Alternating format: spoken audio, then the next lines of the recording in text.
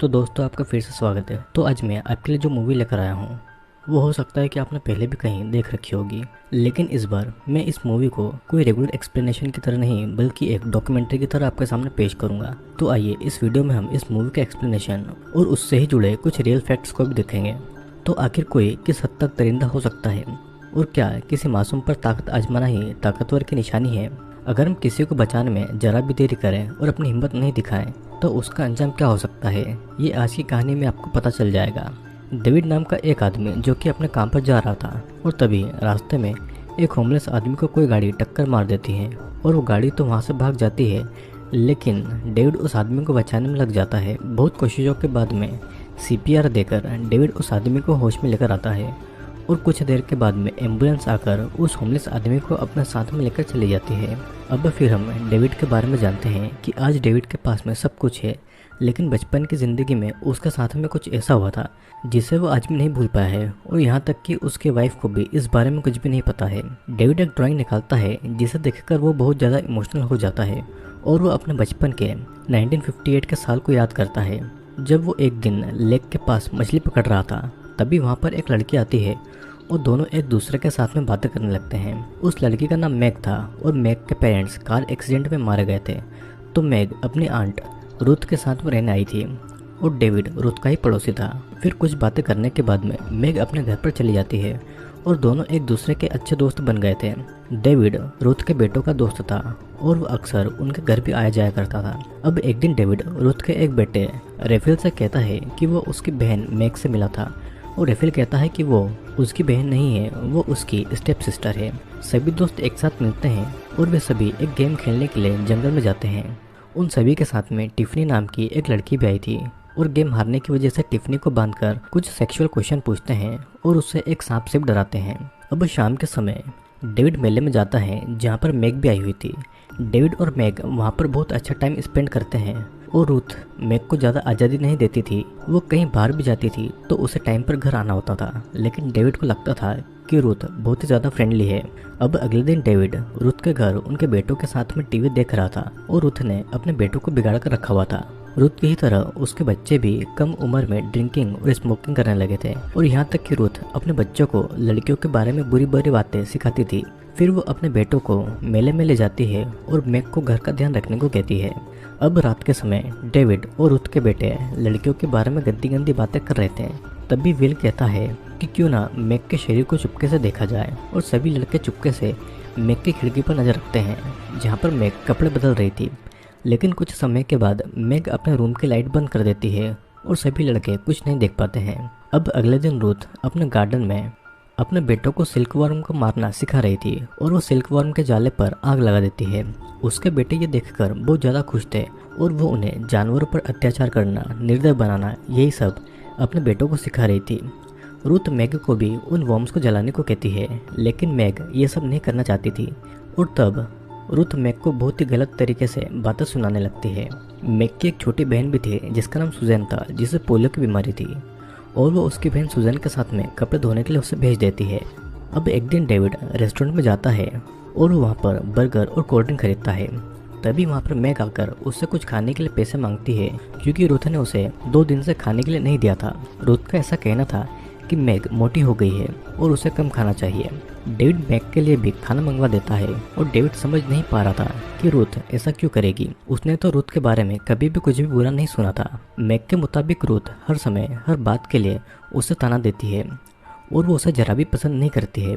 Mag को वहाँ पर रहना बिल्कुल भी अच्छा नहीं लग रहा था और डेविड मैग की बात को समझकर उसे कुछ समय के लिए कंफर्ट करता है।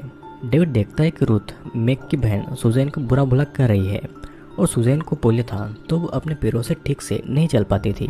अब फिर दोपहर को मैग डेविड के घर पर आती है और डेविड की माँ मिस मॉर्गन बहुत ही ज़्यादा प्यार से मैग से बातें करती है। मिस मॉर्गन मैग को घर पर बैठने के लिए कहती है, लेकिन मैग को घर से इतने समय के लिए बाहर रहने के लिए परमिशन नहीं मिली थी। तो मैग डेविड को एक ड्राइंग देकर वहाँ से चली जाती है और ये वही ड्राइंग है जो कि प्रेजेंट टाइम में डेविड देखकर इमोशनल हो रहा था। फिर शाम को डेविड वही ड्राइंग रूथ को देखकर कहता है कि वो मैग ने उसके लिए बनाई है, लेकिन रूथ को समझ आ गया था कि वो ड्राइंग मैग ने डेविड के लिए बनाई थी, ना कि उसके लिए। रूथ अपने बच्चों को कहती है कि आजकल की लड़कियां बहुत ही ज़्यादा इजी हो गई है। वो थोड़ी सी जान पहचान के बाद ही लड़कों को कुछ भी देने के लिए राजी हो जाती है। वो डेविड से भी पूछती है कि क्या मैग ने भी उसे कुछ दिया, और डेविड उसे समझाता है कि ऐसा कुछ भी नहीं है। मतलब कि रूथ का इशारा कुछ और था, जो कि आप भी समझ रहे होंगे। रूथ यहाँ पर मैग को कैरेक्टरलेस कहती है और वो मैग को बहुत ज़्यादा शर्मिंदा करती है, यहाँ तक कि वो मैग को प्रोस्टिट्यूट भी कहती है। अब फिर रात को डेविड देखता है कि रूथ और मैग के बीच में झगड़ा हो रहा है, और अगले दिन जब डेविड रूथ के घर पर जाता है तो वहाँ पर रूथ के बच्चे रेफिल, विली और डैनी वे मैग को गुदगुदी कर रहे थे।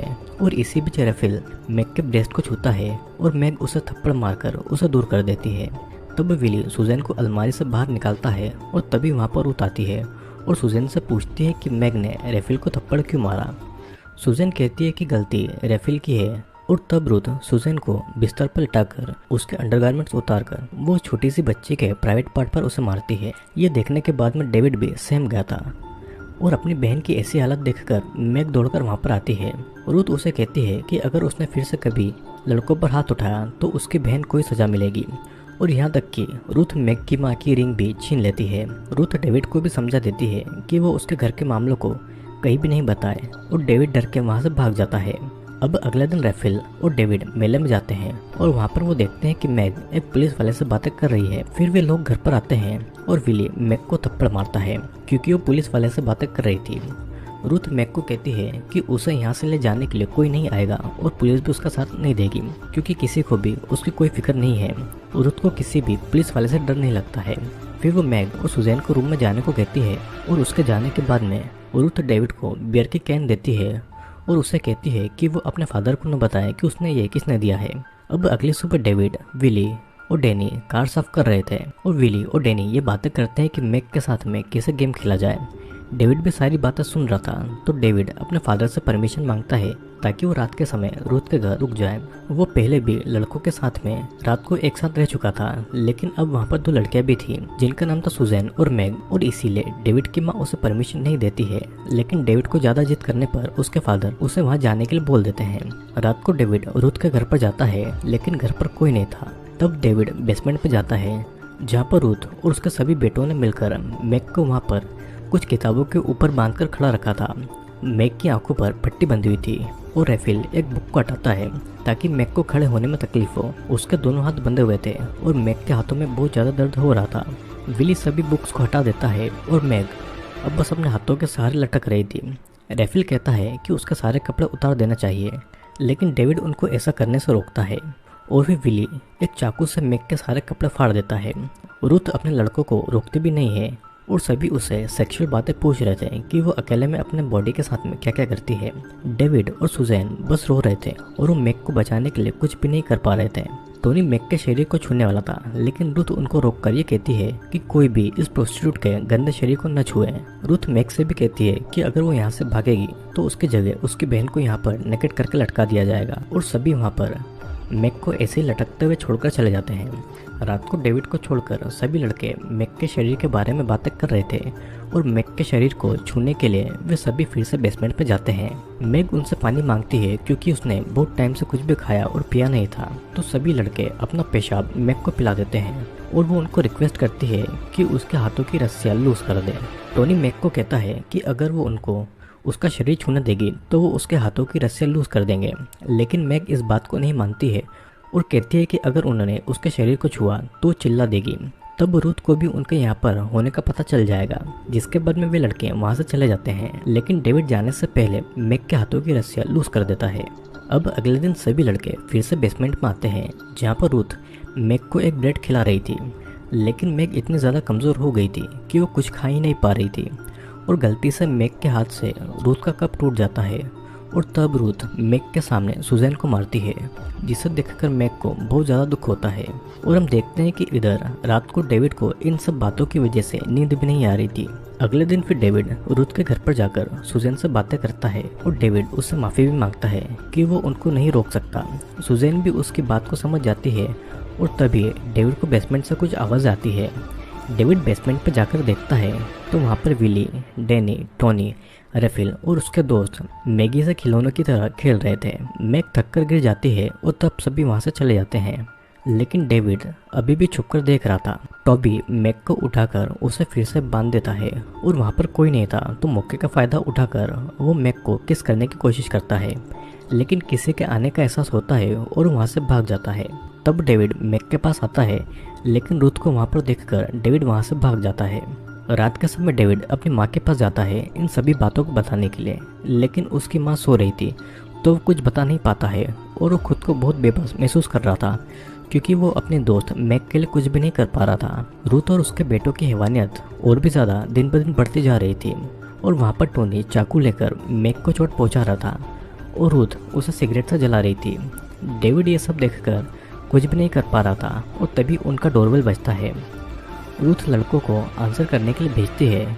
तब डेविड रूथ से कहता है कि अगर पुलिस ऑफिसर वहाँ पर आ गए तो क्या उसके लड़के उनसे बातें कर पाएंगे और उसे लड़कों को अकेले नहीं भेजना चाहिए था। जिसे सुनने के बाद में रूथ ऊपर जाती है और वहाँ पर सच में एक पुलिस ऑफिसर था जो कि मैग और सुजैन के बारे में पूछने आए थे। रूथ कहती है कि वे दोनों शॉपिंग पर गई हैं और ऑफिसर उसकी बात मानकर यकीन करके वहाँ से चला जाता है। डेविड मैग से चुपके से कहता है कि वो एक दरवाज़ा चुपके से खुला रखेगा जिससे कि वो वहाँ से भाग जाए और सुजैन का ख्याल रख लेगा। तभी वहाँ पर विली और डैनी आकर पूछते हैं कि उसे कैसे पता था कि डोर पर पुलिस वाला है, और डेविड कहता है कि उसने बस अंदाज़ा लगाया था।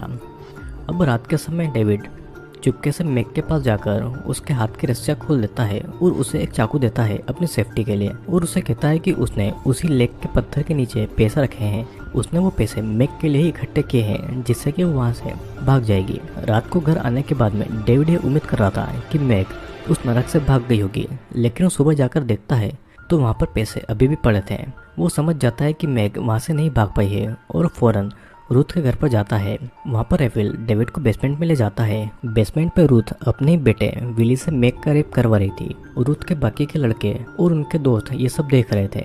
डेविड रूथ को यह सब करने से रोकता है, लेकिन रूथ और उसके लड़के कहाँ रुकने वाले थे। रूथ आगे कहती है कि मैग ने कल रात को भागने की कोशिश की थी और किसी ने वहाँ का दरवाज़ा भी खुला छोड़ दिया था और इसीलिए मैग को सज़ा तो मिलेगी। टोनी मैग का रेप करना चाहता था, लेकिन रूथ डेविड को कहती है मैग का रेप करने के लिए, लेकिन डेविड अपने दोस्त मैग का रेप नहीं करना चाहता था और वो वहाँ से जाना चाहता था। रेफिल और टोनी उसे पकड़ लेते हैं और रूथ एक पिन को आग में गर्म करके मैग के शरीर पर गालियाँ लिख रही थी और जलने के ये निशान अब कभी भी नहीं मिटने वाले थे और वो जिंदगी भर मैग के शरीर पर रहने वाले थे। रूथ ने ये सब इसलिए किया था ताकि मैग किसी भी लड़के के साथ में कभी भी जिंदगी में शादी नहीं कर पाए और कोई भी उसके क्लोज नहीं आ पाए। अब रूथ मैग के प्राइवेट पार्ट को जलाने वाली थी और ये सुनकर डेविड वहाँ से भागने की कोशिश करता है, लेकिन रूथ के लड़के आकर उसे पकड़कर उसे बहुत मारते हैं और उसे बांध कर रख दिया जाता है। फिर एडी और विली मैग के पैर पकड़ते हैं और रूथ मैग के प्राइवेट पार्ट को जलाने लगती है। मैग दर्द से चिल्लाती है और बहुत रोती है, लेकिन उन लोगों पर इसका कोई भी फर्क नहीं पड़ता है। डेविड ये सारी चीज़ें देखकर डर के मारे बेहोश हो जाता है और कुछ समय के बाद में डेविड को होश आता है। वो अपने हाथ की रस्सियों को किसी तरह से खोलता है और मैग के पास आता है।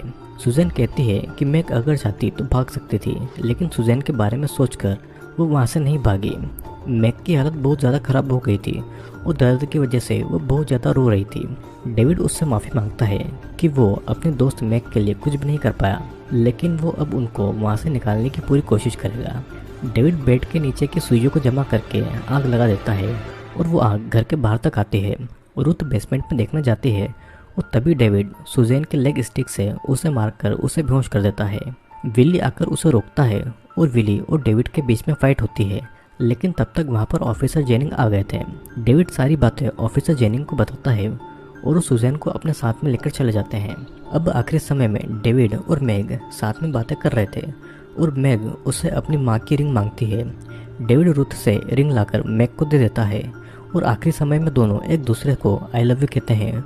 मैग डेविड को आई लव यू बोलती है और बोलते बोलते ही वो अपना दम तोड़ देती है और वो इस दुनिया और दर्द से मुक्त होकर चली जाती है, जिसके बाद में डेविड उसे हक करके बहुत ज़्यादा रोता है।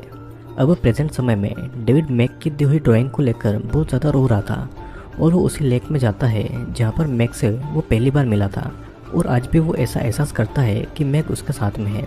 मैग उसे सिखाकर गई थी कि आखिर तुम जीवन में क्या करते हो यही मायने रखता है। और इसी के साथ में ये मूवी यहीं पर एंड हो जाती है। दोस्तों, जैसा कि आपको मूवी के थंबनेल में ये पता चल ही गया होगा कि ये मूवी रियल इंसिडेंट पर बेस्ड है, तो मैं आपको बता देता हूँ कि मूवी में जो मैग थी वो असल में सिल्विया लैंकर्स थी। सिल्विया का जन्म 3 जनवरी 1949 में हुआ था और उसे अपने माँ बाप के डिवोर्स के बाद में अपनी आंटी ग्रेट्यूड बेंस्की को सौंप दिया गया। ग्रेट्यूड ने अपने 7 बेटों के साथ में मिलकर उसे बुरी तरीके से टॉर्चर किया और उसे बहुत मारा। वो अपने बेटों के साथ में मिलकर उसे सेक्सुअली हैरेस करती थी, उसे ह्यूमिलेट भी करती थी और उसे मारती और जलाती भी थी। सिल्विया को काफ़ी दिनों तक खाना नहीं दिया जाता था। सिल्विया को ज़बरदस्ती ह्यूमन वेस्ट यानी कि उसे मलमूत्र खिलाया पिलाया जाता था और यहाँ तक कि सिल्विया की बॉडी पर जलाकर ये लिख दिया गया था, I am prostitute and I am proud of it. Silvia को इतना ज़्यादा ट्रॉमा हुआ था कि उसे इंटरनल ब्लीडिंग होने लग गई थी, जिस वजह से सिल्विया मारी गई। और जब सिल्विया का पोस्टमार्टम हुआ तो पता चला कि उसके शरीर पर 150 से भी ज़्यादा घाव थे। सिल्विया के साथ में जब ये सब कुछ हो रहा था तो उसकी उम्र मात्र 16 साल की थी। तो आप सोच सकते हैं कि उसने इतनी छोटी उम्र में क्या क्या झेला होगा। और सिल्विया तो क्या, कोई भी लड़की ऐसा कभी भी डिजर्व नहीं करती है। सिल्विया की मौत का कारण था टॉर्चर के चलते शॉक, सबड्यूरल हीमोटोमा मतलब कि इंटरनल ब्लीडिंग, माल न्यूट्रिशन मतलब कि उसे बुखार रखा गया था। तो इसी के चलते 16 साल की उम्र में 26 अक्टूबर 1965 में सिल्विया की मौत हो गई और वो अपनी छोटी बहन को छोड़कर इस दुनिया से चली गई। दोस्तों, इस मूवी से हमें सबक मिलता है कि अगर लोग इंसानियत छोड़ दें तो कैसा बर्ताव करने लग जाएंगे। और अगर हमें कभी भी मौका मिले किसी को भी बचाने का तो हमें बिना देरी किए उसकी पूरी मदद करना चाहिए। क्या पता हमारे छोटे से एक प्रयास से किसी की पूरी ज़िंदगी बच सकती है। दोस्तों, मैं आशा करता हूँ कि आपको ये वीडियो ज़रूर पसंद आया होगा। वीडियो पसंद आया हो तो आप चैनल को लाइक, शेयर और सब्सक्राइब जरूर करना, क्योंकि मैं आपके लिए बहुत सारे इंटरेस्टिंग वीडियोस लेकर आता हूँ। और अब हम मिलेंगे अगले वीडियो में।